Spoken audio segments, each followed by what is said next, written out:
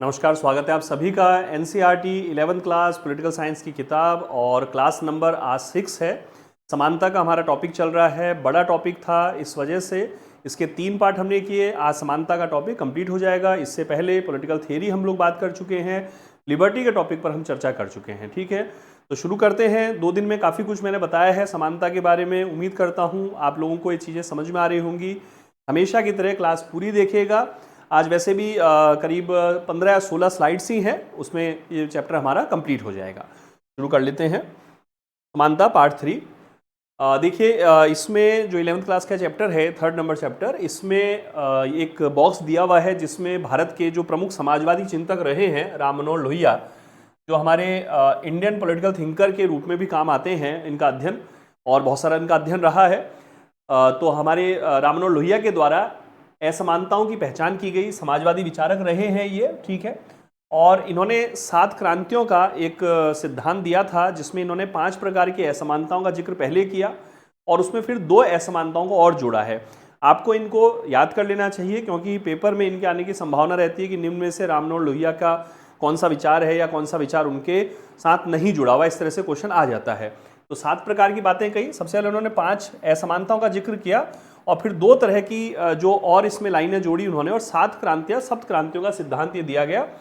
स्त्री पुरुष असमानता, इसके खिलाफ लड़ना होगा, ठीक है। हमारे डायरेक्टिव प्रिंसिपल में आर्टिकल 39 जब हम लोग देखते हैं, 39 का सेक्शन ए और सेक्शन डी जो है, उसमें इस तरह की बात हम देखते हैं कि स्त्री पुरुष को समान रूप से आजीविका के साधन उपलब्ध कराएगा राज्य। साथ ही स्त्री पुरुष जो हैं समान कार्य के लिए समान वेतन प्राप्त करने के हकदार होंगे, ठीक है। तो ये इस प्रकार की चीज़ है। साथ ही आर्टिकल 15, आर्टिकल 16, उसमें लिंग के आधार पर विभेद किए जाने का जो है वो निषेध किया गया है। ये कॉन्स्टिट्यूशन में फंडामेंटल राइट के रूप में बात लिखी गई है। फिर चमड़ी के रंग के आधार पर असमानता जो है, जिसको रंग भेद भी बोल देते हैं, दक्षिण अफ्रीका का एक बड़ा इतिहास रहा रंग भेद का। वहाँ जो सरकार थी, ब्रिटिश सरकार, उसके द्वारा वहाँ जो रह रहे लोग थे उनके खिलाफ जो है इस प्रकार की नीति इस्तेमाल की जाती थी। फिर महात्मा गांधी ने वहाँ सत्याग्रह का प्रयोग किया था दक्षिण अफ्रीका में। तो चमड़ी के रंग पर आधारित असमानता, जातिगत असमानता, जो एक बहुत बड़ी समस्या है, जाति के आधार पर जो असमानता का आचरण किया जाता है, तो उसके खिलाफ भी क्रांति करनी होगी, ये उन्होंने कहा। कुछ देशों का अन्य पर औपनिवेशिक शासन। देखिए, राम मनोहर लोहिया जो है वो विदेश नीति के भी जानकार थे, है ना। जब हम राष्ट्रीय आंदोलन की बात करते हैं और राम मनोहर लोहिया के बारे में, जैसे मैंने कोर्सेज में भी बता रखा है, कभी और राम मनोहर लोहिया के कोई थॉट पर हम वैसे भी यूट्यूब पे भी क्लास ले लेंगे। एप्लीकेशन में तो देखिए क्या होता है, पूरा कोर्स होता है, इसलिए वहाँ चीज़ें उस कोर्स के हिसाब से चलती हैं। यहाँ जैसे कोई टॉपिक आता है, मुझे लगता है इस पर हम बात कर सकते हैं, तो मैं यूट्यूब पे भी बात वो जरूर कर लूँगा। तो राम मनोहर लोहिया चूंकि हमारे टॉपिक है, तो हम जब बात करते हैं तो राम मनोहर लोहिया के चिंतन में वैदेशिक जो संदर्भ है उनकी भी झलक दिखाई देती है। विदेश नीति का जानकार उनको माना गया। नेहरू के अलावा वो भी एक विदेश नीति के प्रबल जानकार थे। तो कुछ देशों पर का अन्य पर जो औपनिवेशिक शासन है, क्योंकि एशिया, अफ्रीका, लैटिन अमेरिका में जो राष्ट्रों को गुलाम बनाया हुआ था पश्चिमी शक्तियों के द्वारा, यूरोपीय शक्तियों के द्वारा, उसके विरुद्ध भी हमें क्रांति करनी होगी, उन्होंने कहा। साथ ही आर्थिक असमानता, ये एक बड़ी समस्या है। आर्थिक असमानता, हमने जब कल समानता के 3 आयाम पढ़े, उसमें राजनीतिक समानता, सामाजिक समानता और आर्थिक समानता की हमने बात की। क्योंकि आर्थिक आधार पर लोगों की जो आमदनी है, उनका संसाधनों पर जो अधिकार है, उनकी जो संपत्ति है, उनकी धन दौलत जो है, उसको लेकर भारी मात्रा में विषमता समाज में व्याप्त है और ये एक प्रकार से एक वर्ग विभेद को और शोषण को बढ़ावा देती है। फिर व्यक्तिगत जीवन पर अन्यायपूर्ण अतिक्रमण के खिलाफ नागरिक स्वतंत्रता के लिए क्रांति की जाए। नागरिक स्वतंत्रता बहुत जरूरी है। अभिव्यक्ति की स्वतंत्रता हो या प्रवासन की स्वतंत्रता हो या समुदाय निर्माण की स्वतंत्रता हो, संघ बनाने की स्वतंत्रता हो, ये सारी नागरिक स्वतंत्रताएं बहुत जरूरी हैं। साथ ही फिर अहिंसा के लिए, क्योंकि गांधी से बड़ा जो है सरोकार रखते हैं राम मनोहर लोहिया। अच्छा, राम मनोहर लोहिया वो विचारक हैं जो राष्ट्रीय आंदोलन में भी पढ़े जाते हैं और आज़ाद भारत में जो हमारी भारतीय राजनीतिक व्यवस्था का जो पहला फेज है, पहला जो चरण है, उसमें भी राम मनोहर लोहिया को हम पढ़ते हैं और वहाँ उनके बड़े महत्वपूर्ण विचार आते हैं। कालांतर में जब 70 के दशक में जयप्रकाश नारायण समग्र क्रांति की बात करते हैं, तो जयप्रकाश नारायण भी जो है वो राम मनोहर लोहिया की ही विचारधारा पर चलने वाले एक बहुत महत्वपूर्ण गांधीवादी कार्यकर्ता रहे हैं, ठीक है। जब हम 12th क्लास की जो किताब है आज़ादी के बाद का भारत, उस पर जब हम लोग बात करेंगे, राम मनोहर लोहिया का जिक्र उस समय फिर से आएगा। गैर कांग्रेसवाद का एक कॉन्सेप्ट आएगी, हम देखेंगे उस समय 60 के दशक के आखिरी वर्षों में, उस समय राम मनोहर लोहिया का चिंतन हमें वहाँ देखने को मिलेगा, ठीक है। फिर तो अहिंसा के लिए सत्याग्रह के पक्ष में, है ना, सत्याग्रह के पक्ष में शस्त्रात्याग, शस्त्रों के त्याग के लिए एक क्रांति की जाए। तो ये 7 प्रकार की क्रांतियां उन्होंने बताई। एकांगी क्रांति की बात नहीं की है। सप्त क्रांतियां जो लोहिया के अनुसार समाजवाद का आदर्श है। तो ये क्वेश्चन आ सकता है, इसलिए इसको मैंने आज की स्लाइड में सबसे यहाँ स्टार्ट में ले लिया, एक बॉक्स में बना हुआ था वहां पर ये। अब आगे बढ़ते हैं हम लोग। आज क्वेश्चन ये है कि हम समानता को बढ़ावा कैसे दे सकते हैं। हमने पिछली 2 दिन की क्लास में पढ़ा कि भाई समानता क्या होती है, फिर असमानता का संदर्भ क्या है, समानता के आयाम क्या होते हैं, उदारवादी और समाजवादी जो दृष्टिकोण है समानता को वो किस प्रकार के रहे हैं।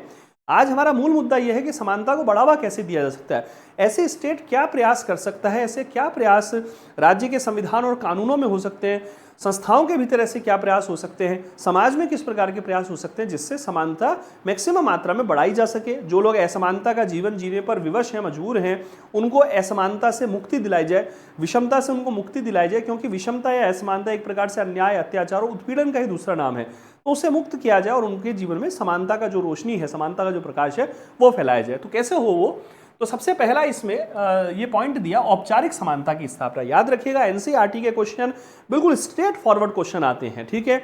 आने वाले दिनों में जैसा मैं कह रहा हूं कि एनसीईआरटी के ये जो बुक अपन कर रहे हैं इस पर आधारित एमसीक्यूज यानी मल्टीपल चॉइस जो क्वेश्चन है, बहुविकल्पीय या वस्तुनिष्ठ जो प्रश्न है वो भी मैं लेकर आऊंगा, वो भी मैं कराऊंगा। इसलिए इन क्लासेस को बहुत ध्यान से आपको देखना है, ताकि जब वो क्वेश्चन मैं यहाँ कराऊं तो आप उन क्वेश्चन को देखते, उनको पढ़कर उसका राइट आंसर आप वहाँ पर बता सकें, ठीक है। ध्यान रखिएगा, ये मैं लेकर आऊंगा, ये मेरे योजना में है, ईश्वर साथ दे, हमारी योजना में है ये। इस पर एमसीक्यूज जो है वो हम जरूर लेकर आएंगे, ठीक है। तो औपचारिक समानता की स्थापना, समानता लाने की दिशा में पहला जो कदम है वो असमानता और विशेषाधिकार की औपचारिक व्यवस्था को समाप्त करना होगा। तो सबसे पहली बात यह है कि समानता को औपचारिक रूप से, प्रक्रियात्मक रूप से, कल मैंने बात की थी, प्रक्रियात्मक रूप से समानता हमें स्टैब्लिश करनी होगी। इसके लिए संविधान में हमें प्रावधान करना होगा, कानूनों में हमें इसके लिए प्रावधान करना होगा, हमें इसके लिए जो है एक निश्चित रूप से राजनीतिक स्तर पर हमें इसके लिए प्रयास करने होंगे। और जो इसके मार्ग में सबसे बड़ी बाधा होती है कि कुछ असमानताएं रखी जाती है या विशेषाधिकार की जो व्यवस्था है उनको हमें समाप्त करना होगा। लेकिन ये औपचारिक है, प्रक्रियात्मक है, केवल इतना होने मात्र से समानता 100% कायम नहीं हो सकेगी। क्योंकि कल भी मैंने बताया था कि प्रक्रिया से भी अधिक महत्व होता है तत्व का, साधन से भी अधिक महत्व है साध्य का, ठीक है। साधन का महत्व है, नो डाउट, है ना, साधन तो अच्छा होना ही चाहिए, लेकिन साध्य का बड़ा महत्व है, तो हमें साध्य पर भी काम करना होगा। अभी देखते हैं आगे। समानता की प्राप्ति के लिए जरूरी है कि सभी प्रकार के निषेध, है ना, यानी प्रोहिबिशन बोलते हैं इंग्लिश में इसको, रोकथाम जो होती है, सभी प्रकार के निषेध या विशेषाधिकारों का अंत कर दिया जाए। जरा इसको फील कीजिए, इन टॉपिक्स को फील कीजिए। मेरी आपसे आग्रह है, मेरे जो थोड़ा सा 28-29 वर्ष हो गए हैं पॉलिटिकल साइंस पढ़ते हुए, उस अनुभव के आधार पर मैं आपसे निवेदन कर पा रहा हूं ना। और 28-29 वर्ष एक ठीक ठाक आंकड़ा है, आप समझ सकते हैं कि इस बात को जब तक आप महसूस नहीं करेंगे तब तक ये बातें हमारे जहन में उतरेंगी नहीं, और जब तक ये जो चीज भीतर नहीं जाएगी उसका प्रक्षेपण बाहर हो ही नहीं सकता है। गुरुजन ये कहते हैं कि जो आपके भीतर गया उसी का प्रक्षेपण बाहर होगा। इस चीज को थोड़ा फील करना पड़ेगा कि ये हम जो बात कर रहे हैं विशेषाधिकार की, निषेध की, अंतरों की जो हम बात कर रहे हैं, समानता को बढ़ावा देने के लिए प्रक्रिया की हम बात कर रहे हैं, तत्व की बात, वो क्या कहना चाह रहे हैं। मैं बार बार इस बात को यहाँ प्रूव कर रहा हूँ कई कई उदाहरणों से, बहुत धीरे धीरे इसको पढ़ा रहा हूँ क्योंकि हम किताब पढ़ रहे हैं, मैं रोज ये बात कह रहा हूँ आपसे। तो सभी प्रकार के निषेध या विशेषाधिकारों का हमें अंत करना होगा। साथ ही अधिकतर आधुनिक संविधान और लोकतांत्रिक सरकारें, एक एक शब्द को पढ़िए, लोकतांत्रिक सरकारें औपचारिक रूप से समानता के सिद्धांत को स्वीकार कर चुकी हैं। एक तो एग्जाम में अच्छा खासा टाइम आपको मिलेगा, बिल्कुल ऐसा अनुमान है कि जो स्कूल लेक्चर का एग्जाम है, देखिए इसमें एक अनुमान है कि आराम से आपको 6-8 महीने का समय तो मिलने वाला है, क्योंकि अभी तो फॉर्म ओपन हो रहे हैं, 1 महीना तो उसमें पूरा आएगा। फिर फरवरी में, नेक्स्ट ईयर फरवरी में आरएएस का एग्जाम है प्रस्तावित, जो कि बहुत बड़ा एग्जाम है, लगभग 6.5 लाख शायद फॉर्म आए हैं, उसके बड़ा एग्जाम है। फिर मार्च से लेकर मई जून तक का जो टाइम होता है वो बोर्ड एग्जामिनेशन का, कॉलेज और यूनिवर्सिटी के एग्जाम्स का टाइम होता है। फर्स्ट ग्रेड स्कूल लेक्चर की तैयारी में बहुत सारे जो टीचर्स हैं already, second grade teacher, third grade जो टीचर्स हैं वो भी इसमें शामिल होते हैं, ठीक है। और फिर सेंटर्स की व्यवस्था करनी होती है क्योंकि बहुत सारे सब्जेक्ट्स का एग्जाम है। तो ऐसा माना जाएगा, आप ये समझिए कि जुलाई और अगस्त के आसपास हो सकता है कि ये एग्जाम हो, ऐसा अपन मान सकते हैं। तो पूरा 6 महीने से ज्यादा, 8 महीने 9 महीने, हो सकता है कई लोग 1 साल भी बताएं। मैं देखिए इतना नहीं बोल सकता कि 1 साल मिलेगा, लेकिन मैं कह रहा हूँ कि 7-8 महीने का समय इतना ज्यादा समय है, इसमें आईएएस की तैयारी होकर आईएएस बन सकते हैं। मेरी बात समझिए, 8 महीने का समय इतना महत्वपूर्ण समय है कि उसमें तो आप आईएएस की, यूपीएससी की तैयारी करके एक बार, एटलीस्ट एक बार यूपीएससी का पेपर जो है वो क्लियर कर सकते हैं। मैं ये नहीं कह रहा कि फाइनल सिलेक्शन हो सकता है, लेकिन क्लियर कर सकते हैं उसको, है ना, आप उस क्लियर पोजीशन तक आ सकते हैं। तो ये तो स्कूल लेक्चर का पेपर है अपना, जीके को साथ रखिए आप, ठीक है। रोजाना का अपना टाइम एक बना लीजिए, कितने भी बिजी हो, किसी प्रकार की व्यवस्था में हो आप, 6 घंटे, 8 घंटे, 10 घंटे, अपनी सुविधा के अनुसार उसमें सब्जेक्ट को कितना समय देना है, जीके के पोर्शन को कितना समय देना है, उनको याद करते जाइए। और अभी एक बार शुरू में थोड़ा विस्तार से पढ़िए, कृपा करके, ठीक है, विस्तार से पढ़िए। और क्योंकि अगर अभी से शॉर्ट पढ़ेंगे तो निश्चित रूप से फिर वो छोटा होती जाएंगी चीज़ें और फिर वो सिलेक्शन में बाधा आ सकती है। तो एक बार अभी कृपा करके थोड़ा विस्तार से पढ़ लीजिए, हाँ विस्तार से, लेकिन उन्हीं टॉपिक्स को पढ़िए जो हमारे सिलेबस में दिए गए हैं। ठीक है, ये देखिए कि कहाँ कहाँ से चीज़ें आई हैं पिछले वर्षों के। एक दिन 2 दिन पूरा दीजिए प्रीवियस ईयर्स के पेपर्स का अध्ययन करने के लिए। मेरा आग्रह है आपसे, पिछले 5, 7, 8 साल के जो पेपर्स हैं वो एक बार उठा लीजिए, देखिए कि कहाँ किस पोर्शन से कितने प्रकार के क्वेश्चन आ रहे हैं, कैसे क्वेश्चन आ रहे हैं। मैं कह रहा हूँ 2 दिन 3 दिन इसी काम में दे दीजिए, आप एक लिस्ट बना लीजिए उसकी, और वो बिल्कुल जो है लिस्ट हमेशा आपके सामने रहे। उसके आधार पर अपने टॉपिक्स उठाइए और टॉपिक्स को आप याद करते रहिए। बिखराव जिसमें ज़्यादा होगा उसकी सफलता की संभावना जो है बहुत कमतर हो जाएगी। आपको कंसंट्रेट होना पड़ेगा, सेंट्रलाइज होना पड़ेगा, फोकस्ड होना पड़ेगा, है ना। उसके लिए कि एक एक टॉपिक करा, टिक करते गए उस पर कि ये टॉपिक होता जा रहा है। मैंने राजनीतिक सिद्धांत कराया, मैंने स्वतंत्रता करा दी, समानता कर दी। एनसीईआरटी से कर रहे हैं, हमने कंप्लीट नहीं कर डाला इसको, हम केवल एनसीईआरटी, लेकिन एनसीईआरटी को हम कंप्लीट कर रहे हैं। तो हमारा जैसे ही कंप्लीट होगा हम ये कह पाने की स्थिति में होंगे कि साहब एनसीईआरटी का हमने 11th क्लास की और 12th क्लास की जो किताबें हैं साहब इतने दिन की क्लासेस में इतने घंटे में हमने कंप्लीट कर ली है, और उस पर आधारित एमसीक्यूज में करा दूंगा।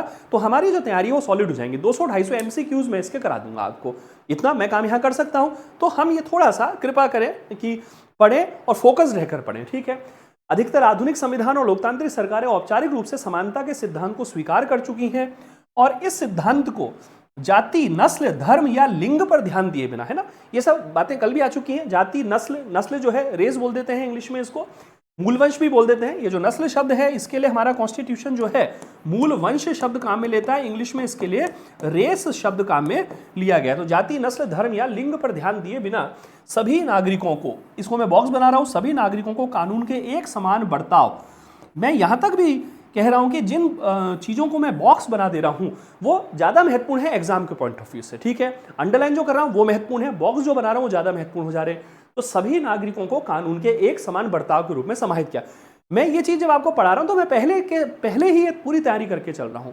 अब जरा सीखिए इस चीज़ को कि मैं ये तैयारी करके चल रहा हूं, ये पढ़ाते समय मैं डिफ्रेंशिएट करके चल रहा हूं कि कौन सी चीज़ महत्वपूर्ण और कौन सी अधिक महत्वपूर्ण। कम महत्वपूर्ण तो कोई होता ही नहीं है पेपर के लिए, ध्यान रखिए। कोई चीज महत्वपूर्ण और अधिक महत्वपूर्ण होती है, कम महत्वपूर्ण नहीं होता है। जो कम महत्वपूर्ण, क्योंकि पेपर आप और मैं नहीं बना रहे हैं, ध्यान रखिए। तो आप कहेंगे कम महत्वपूर्ण, ना, महत्वपूर्ण है और अधिक महत्वपूर्ण है। ये 2 शब्द अपनी डिक्शनरी में रख लीजिए विचारों में कि एक चीज महत्वपूर्ण और एक अधिक महत्वपूर्ण। कम महत्वपूर्ण कुछ नहीं है भैया, ध्यान रखिए, क्योंकि कभी कभी इस प्रकार के क्वेश्चन भी आए हैं जो हम सोच भी नहीं सकते हैं। इतने सरल ऐसे क्वेश्चन जो बिल्कुल नहीं आने चाहिए थे वो क्वेश्चन भी आए, और कभी कभी इस लेवल के क्वेश्चन आए कि लगा यार ये पेपर स्कूल लेक्चर का है कि असिस्टेंट प्रोफेसर का है कि कोई यूनिवर्सिटी के भी और अपर लेवल का, हायर लेवल का पेपर हो रहा है यूनिवर्सिटीज में।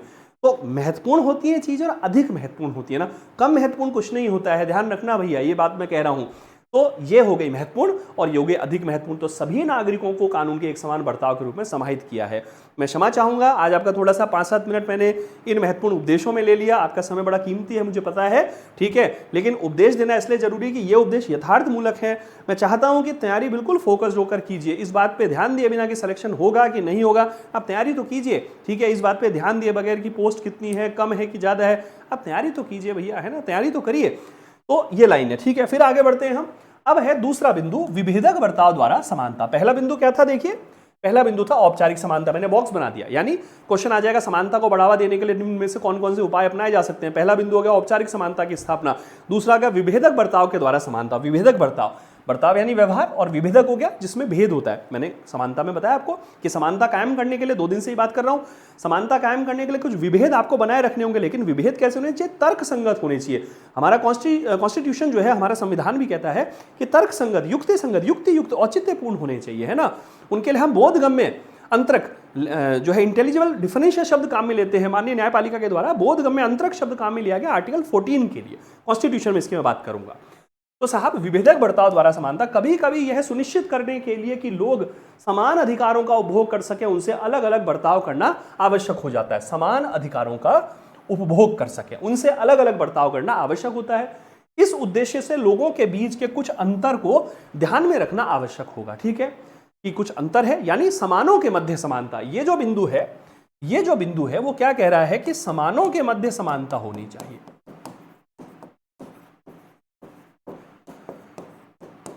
ठीक है, जिसे हम कानून के समान संरक्षण के रूप में जानते हैं आर्टिकल 14 में। कुछ देशों ने अवसर की समानता के लिए, देखिए बड़ी महत्वपूर्ण बात है, कुछ देशों ने अवसरों की समानता के लिए सकारात्मक कार्रवाई की नीति अपनाइए। ये जो कार्रवाई शब्द है इसको इस तरह से भी लिखा जाता है, सकारात्मक कार्यवाही। ठीक है, ये बड़ा ही महत्वपूर्ण पार्ट है। अफर्मेटिव एक्शन मैंने कल भी बोला था, कुछ लोगों के जीवन में समानता का प्रकाश लाने के लिए स्टेट को उन्हें विशेष संरक्षण देना पड़ेगा, विशेष सुविधाएं देनी पड़ेगी, उन्हें कुछ विशेष तवज्जो, विशेष मान्यता, विशेष पहचान देनी पड़ेगी। उनका जीवन स्तर ऊंचा उठाने के लिए उनको स्टेट को विशेष सुविधाएं देनी पड़ेगी। उनके लिए चाहे ऐसी रियायतें दी जाएं जो देखने में हो सकता है कुछ लोगों को सही ना लगे, लेकिन बात तो यह है कि अगर उनको रियायतें दी गई, जैसे आप समझिए कि एक जो वर्ग है वो यहाँ है और एक वर्ग यहाँ है, तो इस वर्ग का या तो अपलिफ्टमेंट कर दिया जाए, या तो उसको ऊंचा उठा दिया जाए, या इसको जो है डिक्रीज कर दिया जाए। तो डिक्रीज करना तो गलत हो जाएगा। अच्छा, बिल्कुल समान अवसर दे दिए गए तो ये जब आगे बढ़ेगा इस पोजीशन पे तो यहां पहुंच जाएगा, ये यहां पहुंच पाएगा, फिर ये वापस से अंतर जो है बना रहेगा। तो क्या कर दीजिए, इसको अपलिफ्टमेंट दे दीजिए, इसको अपलिफ्टमेंट देकर यहां लेकर आ जाइए। आप समझिए मेरी बात है ना। आनुपातिक जिसको हम बोलते हैं, समानता की स्थिति जो है, समान लोगों के साथ समान बर्ताव, साथ ही एक सकारात्मक कार्य में एक विशेष संरक्षण मूलक विभेद की व्यवस्था। तो कुछ सुविधा इसको मत दीजिए, इसको प्रदान कर दीजिए। इसको आपने प्रदान करी, ये ऊपर की तरफ आ गया, अब दोनों का लेवल जो है समान हो गया यहाँ पर। ठीक है, अब इसके लिए स्टेट विभिन्न प्रकार की नीतियां, विभिन्न प्रकार के कानून, विभिन्न प्रकार के उपाय अपना सकता है। इन्हीं को हम सामूहिक रूप से सकारात्मक कार्यवाही बोलते हैं, अफर्मेटिव एक्शन बोलते हैं। ठीक है, याद रखिए भैया। तो अपने देश में हमने आरक्षण की नीति अपनाई है। तो क्वेश्चन आ गया कि निम्न में से सकारात्मक कार्यवाही का कौन सा जो उदाहरण है वो भारत में अपनाया गया। तो आरक्षण की नीति अपनाई गई, जैसे सब्सिडी की व्यवस्था हो गई, शुल्कों में कटौती की व्यवस्था हो गई। आरक्षण जो है भारत में सकारात्मक कार्यवाही का सबसे बड़ा साधन है, सबसे बड़ा उपाय जो है वो सकारात्मक कार्यवाही का रिजर्वेशन पॉलिसी है। देखते हैं आगे हम यहाँ सकारात्मक कार्यवाही। अब एनसीईआरटी किताब में बहुत 3-4-5 पेजेस में सकारात्मक कार्यवाही दिया था, मैंने उसके स्लाइड्स लिए, देखते हैं। सकारात्मक कार्रवाई इस विचार पर आधारित है कि कानून के द्वारा औपचारिक समानता स्थापित कर देना पर्याप्त नहीं है। मैंने थोड़ी देर पहले कहा था, औपचारिक समानता लाने के लिए आपको क्या करना पड़ेगा, संविधान और कानूनों में व्यवस्था करनी पड़ेगी। लेकिन समानता का जो थॉट है सकारात्मक कार्रवाई, ये तात्विक समानता के को लेकर आएगा।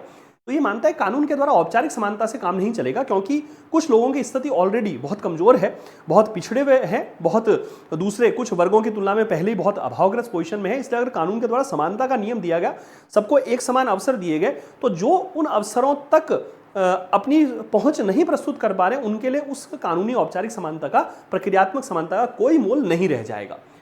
तो असमानताओं को मिटाने के लिए जरूरी होगा कि असमानता की गहरी खाइयों को भरने वाले अधिक सकारात्मक प्रयास किए जाएं, सकारात्मक कदम उठाए जाएं। इसलिए सकारात्मक कार्रवाई की अधिकतर नीतियां, अत्यधिक महत्वपूर्ण पार्ट, इसलिए सकारात्मक कार्रवाई की अधिकतर नीतियां अतीत की असमानताओं के संचयी दुष्प्रभावों को दुरुस्त करने के लिए बनाई जाती हैं। अतीत में ऐसा हुआ कि कुछ जातियों के साथ, कुछ वर्गों के साथ, कुछ लिंग के लोगों के साथ, कुछ क्षेत्र के लोगों के साथ, कुछ भाषा के लोगों के साथ, कुछ निर्जातीयता के लोगों के साथ, कुछ संस्कृति के लोगों के साथ अनुचित प्रकार का व्यवहार किया गया, असमान प्रकार का व्यवहार किया गया, उन्हें समान अवसरों से वंचित कर दिया गया, इतिहास की मुख्य धारा से उनको वंचित कर दिया गया। तो वो जो संचय दुष्प्रभाव अतीत दर अतीत, पीढ़ी दर पीढ़ी उनको मिलते रहे, उन क्षेत्रों के, उन धर्म के, उन जातियों के, उन संस्कृति के लोगों को, अब उसको मिटाने के लिए स्टेट को क्या करना पड़ेगा, सकारात्मक कार्रवाई की नीतियां जो है बनानी पड़ेगी। ठीक है, ये बड़ा महत्वपूर्ण क्वेश्चन बन सकता है। ये लाइन, ये बॉक्स दिया है मैंने पूरा, इस पूरी लाइन को ही बॉक्स में दे दिया है। ठीक है, आप अपने नोट्स बनाते समय ध्यान रखिएगा इस बात को। सकारात्मक कार्रवाई, वापिस से आया सकारात्मक कार्रवाई, क्या कह रहे हैं, अपने देश में वंचित समूहों को अवसर की समानता देने के लिए हमने नौकरी और शिक्षा में आरक्षित स्थान या कोटा की नीति अपनाई है। फिर से बॉक्स बना, अत्यधिक महत्वपूर्ण बात है पेपर के लिए।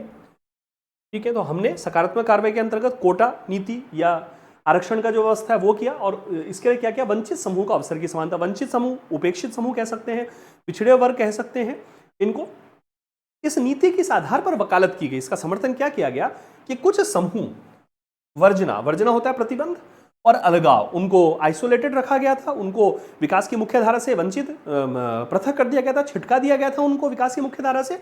उसके कारण सामाजिक पूर्वाग्रह और भेदभाव के शिकार रहे हैं।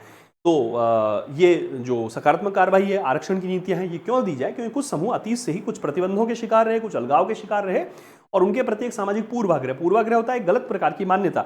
कई बार होता है ना कि इससे हम मिलते हैं, हम कहते हैं पूर्वाग्रह लेकर चलता है वो व्यक्ति, तो हमारे लिए पूर्वाग्रह का मतलब है गलत विचार, पूर्व में कुछ विचार हैं वो, तो उसके शिकार रहे, भेदभाव के शिकार रहे कुछ लोग। जो समुदाय अतीत में पीड़ित और समान अवसरों से वंचित रहे, उनसे यह अपेक्षा नहीं की जा सकती कि वे अन्य लोगों से समानता के आधार पर प्रतिस्पर्धा करें।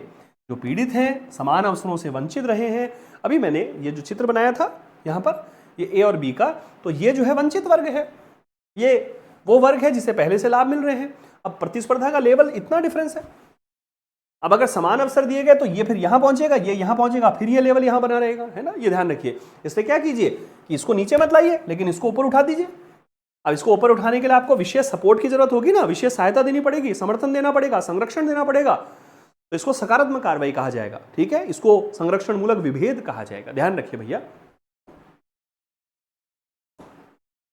इसलिए एक समता मूलक और न्यायपूर्ण समाज में, है ना, एक समता मूलक और न्यायपूर्ण समाज के निर्माण के हित में उनको विशेष संरक्षण और सहायता देने की आवश्यकता है। मैंने शुरू में ये कह दिया था समानता के टॉपिक में कि समानता को हम सामाजिक न्याय के विचार के साथ भी जोड़ते हैं। यहाँ बात आई समतामूलक व्यवस्था, इक्विटेबल सोसाइटी और एक जस्टिस सोसाइटी, एक न्यायपूर्ण समाज जो है वो तभी कायम होगा जब समानता दी जाएगी, सकारात्मक कार्रवाई दी जाएगी, संरक्षण और सहायता प्रदान की जाएगी। फिर आगे बढ़ते हैं। फिर आया सकारात्मक कार्रवाई। बहुत काफी सारे पेजेस थे इसके। सकारात्मक कार्रवाई के रूप में विशेष सहायता को एक निश्चित समय अवधि तक चलने वाला तदर्थ उपाय माना गया। मतलब स्थायी नहीं है ये उपाय स्थायी नहीं है। ये तब तक दिया जाए, ये तब तक दिया जाएगा जब तक कि उस पर्टिकुलर वर्ग या वो पर्टिकुलर समूह की जो स्थिति है वो सही ना हो जाए। जब उसकी स्थिति सही हो गई, वो अन्य वर्गों के समकक्ष आ गया है, अब ये उपाय रोका जा सकता है, कम किया जा सकता है, या इसे बंद किया जा सकता है। तो तदर्थ स्थिति स्थायी नहीं है। तदर्थ का मतलब होता है एक समय अवधि के लिए किया गया उपाय। तदर्थ का मतलब होता है एक समय अवधि, समय अवधि के लिए, है ना। तदर्थ का मतलब है। अब इसके पीछे मान्यता है कि विशेष बर्ताव इन समुदायों को वर्तमान वंचनाओं से, वंचनाएं होती है रोक देना, किसी चीज से कोई चीज कमी है उससे, तो वर्तमान वंचनाओं से उबरने में सक्षम बनाएगा और फिर ये अन्य समुदायों से समानता के आधार पर प्रतिस्पर्धा कर सकेंगे। ठीक है, बिल्कुल महत्वपूर्ण बात, यही बात मैं बार बार कर रहा हूं। फिर वापस सकारात्मक कार्रवाई, सकारात्मक विभेदीकरण, इसको संरक्षण मूलक विभेद भी बोलते हैं। ठीक है, इसको संरक्षण मूलक विभेद की व्यवस्था भी कहते हैं।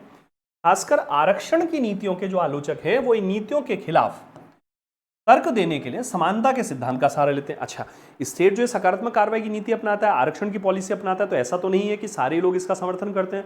बहुत सारे लोग हैं जो इन नीतियों का विरोध भी करते हैं।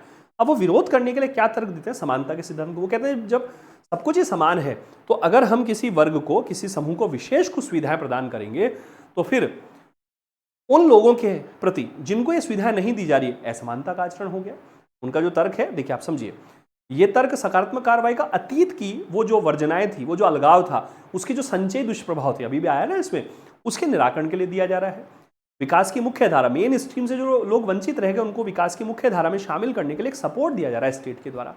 लेकिन ये जो व्यवस्था आ रही है वो आज के संदर्भ में बात की जा रही है। जो इस सकारात्मक कार्रवाई के जो विरोधी हैं वो कह रहे हैं, आलोचक हैं जो, वो कह रहे हैं कि साहब आज जो एक वर्ग को आपने कुछ विशेष सहायता दी, चाहे वो आरक्षण है, चाहे वो सब्सिडी है, चाहे वो शुल्क में छूट है या कोई अन्य रियायत है, और दूसरे को नहीं दी गई, तो ऐसी स्थिति में जिसको नहीं दी गई उसके लिए समानता का नियम लागू नहीं हुआ। ये उनका तर्क है। आगे वो क्या कहते हैं, इनका मानना है कि वंचितों को उच्च शिक्षा या नौकरियों में आरक्षण या कोटा देने का कोई भी प्रावधान अनुचित है। क्या तर्क देते हैं ये?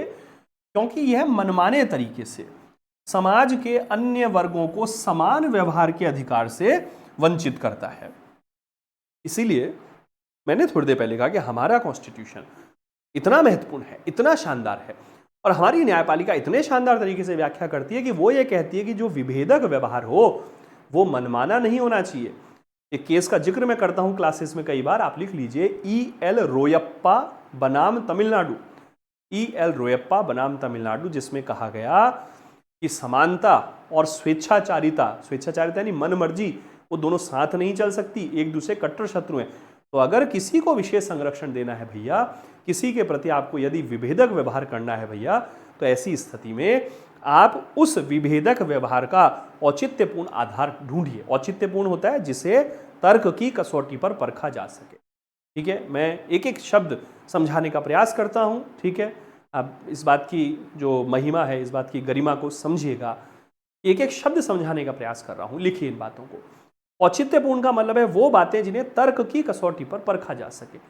औचित्यपूर्णता का दूसरा जो पर्यायवाची होता है वैधता होता है। शक्ति, सत्ता, वैधता, तीन हम कॉमन हमारे टॉपिक्स पढ़ते हैं हम, है ना, स्कूल लेक्चर में तो यहाँ नहीं दिए हुए हैं, सामान्य रूप से असिस्टेंट प्रोफेसर में आते हैं, ठीक है।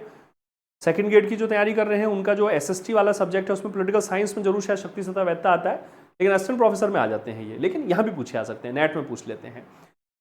तो ये हमें थोड़ा सा ध्यान रखना है कि औचित्यपूर्णता जो तर्क की कसौटी पर परखा जा सके। तो आर्टिकल 14 की व्याख्या करते समय क्या कहा गया? प्राकृतिक न्याय का हवाला दिया गया। ये कहा गया नैसर्गिक न्याय के नियम का, ये बात कही गई कि जो बोधगम्य अंतरक है उस पर आधारित होना चाहिए। बोधगम्य अंतरक ये होता क्या? आर्टिकल 14 में मैं जब संविधान वाला एनसीईआरटी सीरीज अपन करेंगे उस समय मैं इसकी बात करूंगा। बोधगम्य अंतरक लिख के आप आज रख लीजिए इसको, ठीक है। ऐसे अंतर, ऐसे विशिष्टताएं जिनको विशेष रूप से पहचाना जा सके और तर्क पर जिनको परखा जा सके, ठीक है।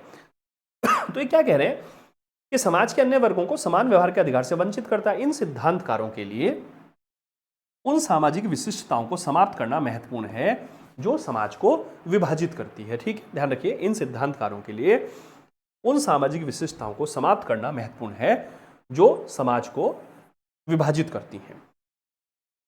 ये क्या कह रहे हैं? सकारात्मक कार्रवाई, वापस समान अवसर के लक्ष्य से सभी सहमत है। समान अवसर के लक्ष्य से सभी लोग सहमत हैं। अधिकतर सिद्धांतकार आज इस बात को मानते हैं सामाजिक और आर्थिक असमानताएं समान अवसर की प्राप्ति में बाधक होती हैं। बिल्कुल। फिर विवाद उन नीतियों के बारे में है जो राज्य को उस लक्ष्य की प्राप्ति के लिए अपनाना चाहिए। तो राज्य क्या सकारात्मक कार्रवाई की नीति अपनाए या नहीं अपनाए, किस हद तक अपनाए। अंततः हम जो भी नीतियां चुनते हैं उन्हें सबके लिए समतामूलक और न्यायपूर्ण समाज बनाने में मिली सफलता के आधार पर हमें जांचना पड़ेगा, ठीक है। जो भी नीति बना रहे हैं वो कैसी हो?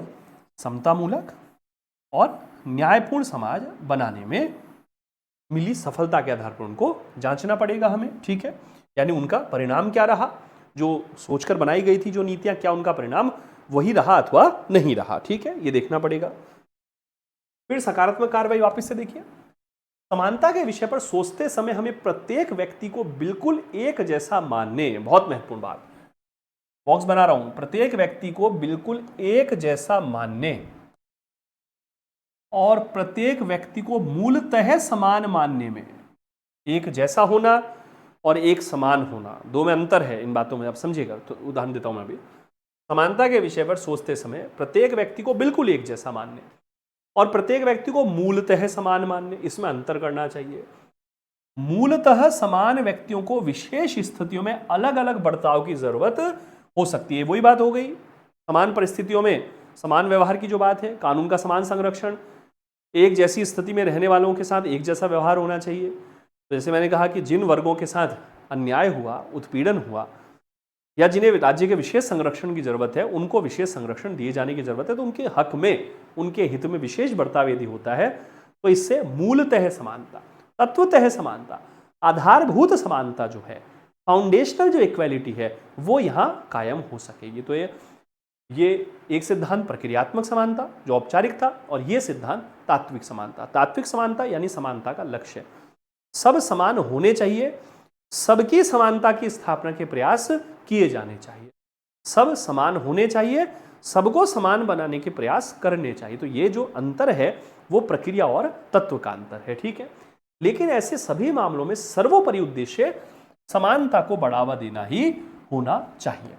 समानता के लक्ष्य को पाने के लिए अलग या विशेष बर्ताव के बारे में सोचा जा सकता है, लेकिन इसके लिए औचित्य सिद्ध करना और सावधानी पूर्वक पुनर्विचार आवश्यक होता है। क्योंकि ऐसा नहीं हो कि एक व्यक्ति या एक वर्ग या एक समूह के लिए कुछ विशेष बर्ताव किया गया, तो ऐसा ना हो कि वो मनमाने तरीके से किया जाए, वो कुछ विशेष स्वार्थों को बढ़ावा देने के लिए किया जाए, और कोई दूसरा वर्ग या समूह जो है उसे उनसे वंचित कर दिया गया, तो उनमें हो सकता है कि आक्रोश उत्पन्न हो जाए, किसी प्रकार से उनमें एक अलगाव उत्पन्न हो जाए, किसी प्रकार से उनमें एक उपेक्षा का भाव जो है प्रस्तुत हो जाओ। तो ये सारी चीजें क्या होंगी? सामाजिक राजनीतिक संरचनाओं के लिए जरा भी ये चीजें उपयुक्त साबित नहीं होंगी, ठीक है। तो इसके लिए क्या किया जाए? औचित्य सिद्ध किया जाए, सावधानीपूर्वक पुनर्विचार किया जाए। फिर क्योंकि अलग अलग समुदायों के लिए अलग अलग बर्ताव, अलग अलग समुदायों के लिए अलग अलग बर्ताव जो है वो जाति व्यवस्था और रंग भेद के अंग थे,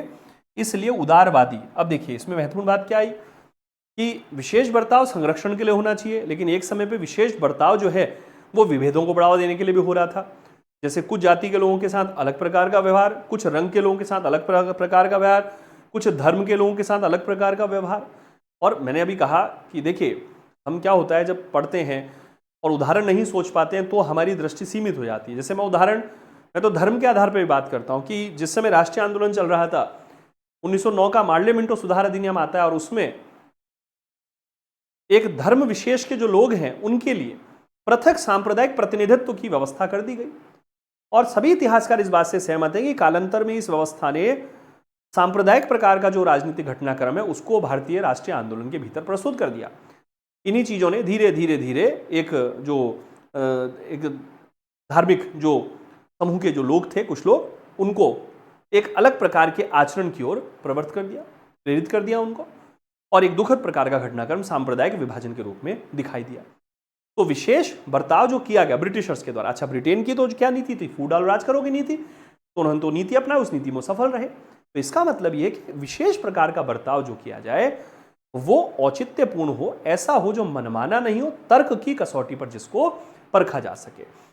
तो ये दो उदाहरण दिए जाति व्यवस्था रंगभेद के, इसलिए उदारवादी एक जैसा बर्ताव के सिद्धांत से हटते हुए बहुत सावधान रहते हैं। ठीक है, फिर बढ़ते हैं आगे। 19वीं सदी में अब सकारात्मक कार्रवाई में एक नारीवादी प्रश्न भी एनसीईआरटी किताब में दिए, बड़े महत्वपूर्ण प्रश्न है। 19वीं सदी में स्त्रियों ने समान अधिकारों के लिए संघर्ष किया। समानता से जुड़े मुद्दे नारीवादी आंदोलन द्वारा उठाए गए। वैसे तो मानव सभ्यता के प्रारंभ से ही स्त्रियां जो हैं वो समान अधिकारों, नागरिक, राजनीतिक, आर्थिक अधिकार के लिए संघर्षरत रही हैं, क्योंकि समाज में पितृसत्ता या पुरुष प्रधान व्यवस्था जो है लगभग सभी समाजों में एक महत्वपूर्ण जो है व्यवस्था के रूप में दिखाई दिया है। कई समाज ऐसे हैं जहां मातृसत्ता को, स्त्री सत्ता को बड़ा महत्व मिला। कई जगह स्त्री पुरुष समानता को बिल्कुल बराबर रखने की कोशिश की गई, वो बड़े महत्वपूर्ण प्रकार के समाज हैं। अन्यथा बहुत सारे मैक्सिमम जो जगहों पर, और ये पाश्चात्य जगत में भी देखने को मिला, भारतीय व्यवस्था में भी देखने को मिला, अन्य व्यवस्थाओं में भी देखने को मिला, तो स्त्रियां जो हैं पूरे विश्व भर में नारीवादी जो आंदोलन है उसके लिए प्रयासरत रहीं। नारी सम्मेलन हुए और महिला अधिकारों को लेकर संधियां हुई, जैसे 1979 की संधि है, सीडो की संधि है, ठीक है, convention for the elimination of all kinds of discrimination against women, महिलाओं के विरुद्ध सभी प्रकार के भेदभावों की समाप्ति संबंधित अभिसमय 1979, जिसने महिलाओं के अधिकारों के प्रश्न पर बहुत महत्वपूर्ण रूप से विश्व जनमत को जो है वो सचेत किया है। ठीक है, तो हालांकि जैसे ही उन्होंने नौकरियों में प्रवेश किया, देखिए महत्वपूर्ण बात है, नौकरियों में आपने स्थान दे दिया, महिलाओं के लिए व्यवस्था कर दी, तो उन्हें महसूस हुआ कि स्त्रियों के अधिकारों को उपयोग में लाने के लिए कुछ विशेष सुविधाओं की आवश्यकता है। कैसे? उदाहरण के लिए उन्हें मात्रात अवकाश चाहिए, क्योंकि नौकरी करते हुए जैसे विवाह हो गया है या विवाह के उपरांत नौकरी लगी, माँ बनती हैं वो, तो उस समय पर मात्रात अवकाश, तो वो व्यवस्था स्टेट को करनी पड़ी, तो ये सकारात्मक कार्रवाई की व्यवस्था है।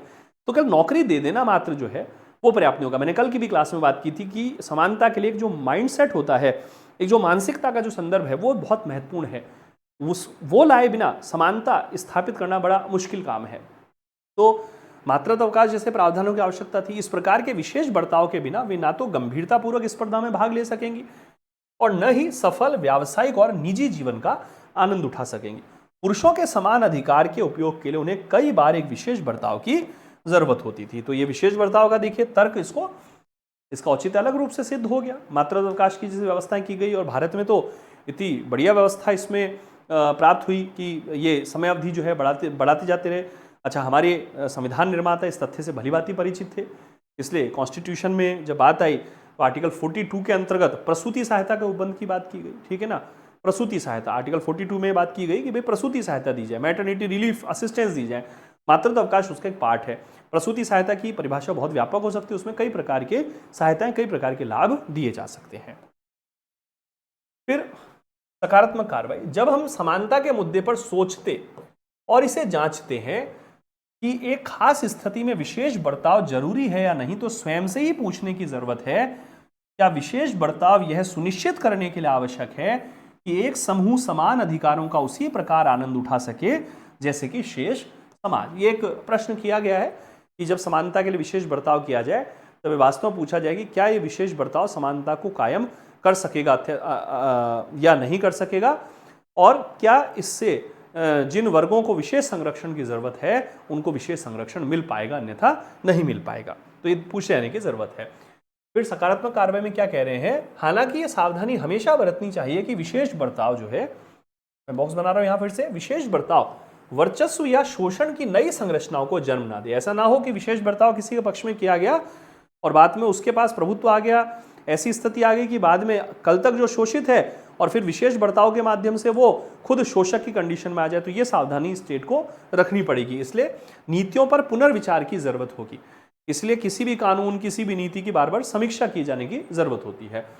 अथवा यह विशेष बर्ताव क्या करेगा, समाज में विशेषाधिकार और शक्ति को फिर से स्थापित करने वाला एक और प्रभावशाली उपकरण बन सकता है। तो इसको हमें विशेष रूप से देखना पड़ेगा। स्टेट ये इस काम को करेगा। मैंने कहा नीतियों की समीक्षा की जाएगी, गणना की जाएगी, उनका अंकेक्षण कराया जाएगा, ऑडिटिंग होगी उनकी, ये ध्यान रखिए। विशेष बर्ताव का उद्देश्य और औचित्य, ऑडिटिंग, जैसे मनरेगा से कितना लाभ हो रहा है नहीं हो रहा है, इसके लिए सोशल ऑडिटिंग होती है आजकल, सामाजिक अंकेक्षण की व्यवस्था होती है ना, जो लाभार्थी हैं वही उसका मूल्यांकन करते हैं, दैट इज कॉल्ड सामाजिक अंकेक्षण। विशेष बर्ताव का उद्देश्य और औचित्य एक न्यायपरक और समतामूलक समाज को बढ़ावा देने के माध्यम के अलावा कुछ और नहीं है। ठीक है, ये बॉक्स बना रहा हूं मैं, महत्वपूर्ण है, बहुत ही महत्वपूर्ण है। विशेष बर्ताव का उद्देश्य और औचित्य एक न्यायपरक और समतामूलक समाज को बढ़ावा देने के माध्यम के अलावा और कुछ नहीं है। ठीक है, तो इसके साथ ही प्यारे विद्यार्थियों, समानता वाला चैप्टर भी हमारा कंप्लीट हुआ और इसमें आप लोग जुड़ रहे हैं, उसके लिए बहुत बहुत धन्यवाद। वैसे तो जब ये डिस्काउंट ऑफर नहीं दिया तब भी बहुत सारे विद्यार्थी हमारे पास जुड़े हैं। अभी दिवाली पे कुछ डिस्काउंट ऑफर वगैरह दिया था एप्लीकेशन पे, अब ये 6 नवंबर तक कंप्लीट हो रहा है। तो अभी आप लोग कोर्स ले सकते हैं और जो अभी नहीं ले पाए वो बाद में ले लीजिएगा। डिस्काउंट ऑफर हालांकि बाद में नहीं रहेगा, कोई बात नहीं, वो आप ले लीजिएगा, कोर्स महत्वपूर्ण है। ठीक है, और ये रोज़ लगा देते हैं हम लोग। ठीक है, तो बहुत ज़्यादा मैं प्रचार भीतर से कर नहीं पाता हूँ, तो लेकिन करना चाहिए मुझे लगता है। ठीक है, क्योंकि अच्छी चीज़ को भी प्रचार की जरूरत होती है। हरिशंकर परसाई साहब ने कहा कि सत्य को भी प्रचार की जरूरत है, अन्यथा वो मिथ्या मान लिया जाता है। हरिशंकर परसाई आधुनिक काल के हमारे बहुत बड़े व्यंग्यकार हुए और उन्होंने इतनी अच्छी रचनाएं लिखी और उन्होंने कई लाइनें उनकी आती, तो उन्होंने कहा कि साहब सत्य को भी प्रचार की जरूरत है, अन्यथा वो भी मिथ्या मान लिया जाता है। ठीक है ना, तो अब जमाना इस प्रकार का है, प्रचार की जरूरत तो है। ठीक है, खैर आप वैसे तो आप ही बहुत प्रचार करते हैं, अच्छा आप सभी का धन्यवाद है, आभार है। तो मैं उम्मीद करता हूं प्यारे विद्यार्थियों, ये जो आज की क्लास है ये भी काफ़ी अधिक लाभदायक रही होगी। और इसी के साथ राजनीतिक सिद्धांत, स्वतंत्रता, समानता, ये 3 चैप्टर हमारे कंप्लीट हुए। कल हम बात करते हैं हमारा जो नेक्स्ट चैप्टर होगा, न्याय का या अधिकार का जो भी चैप्टर, एक बार देख लेते हैं। 4th नंबर जो चैप्टर होगा 11th क्लास की बुक में, उस पर हम लोग कल बात करेंगे। छोटा चैप्टर तो 1 क्लास में हो जाएगा, बड़ा चैप्टर तो 2 या 3 क्लास में उसको हम कंप्लीट करेंगे। कोई भी मतलब हम कसर नहीं छोड़ेंगे, है ना, इसलिए मैंने कहा बड़ा चैप्टर तो 2 या 3 पार्ट, छोटा चैप्टर तो 1 पार्ट में कंप्लीट हो जाएगा। और फिर जैसे ही कंप्लीट होगा उसके साथ ही इसके जो बहुविकल्पात्मक जो प्रश्न है उन प्रश्नों पर हम बातचीत कर पाएंगे। ठीक है, बात का ध्यान रखिए, खूब सकारात्मक बने रहिए। आज जो थोड़े बहुत उपदेश भी दिए हैं शुरू में मैंने, उनको भी समझिए अच्छे से और उस पर काम कीजिए। तैयारी संपूर्ण रूप से कीजिए, है ना, ऐसे छूटी भी से तैयारी मत कीजिए, अधूरे मन से तैयारी मत कीजिए, या तो मत कीजिए तैयारी या कर लीजिए।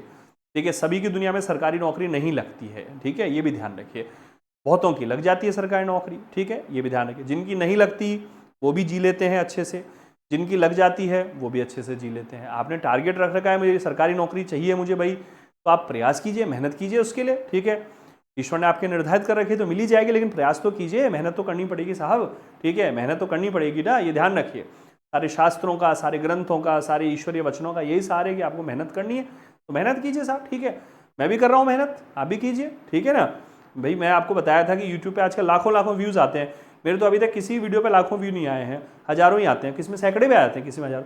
तो प्रयास तो कर ही रहा हूँ ना, किस दिन सोचता हूँ लाखों व्यू आ जाएंगे। ठीक है, फिर लेकिन मैं सोचूं कि अभी क्यों नहीं आ रहे, सोचता हूँ कि नहीं आ रहे, लेकिन काम तो करता हूँ, मेहनत तो करता हूँ।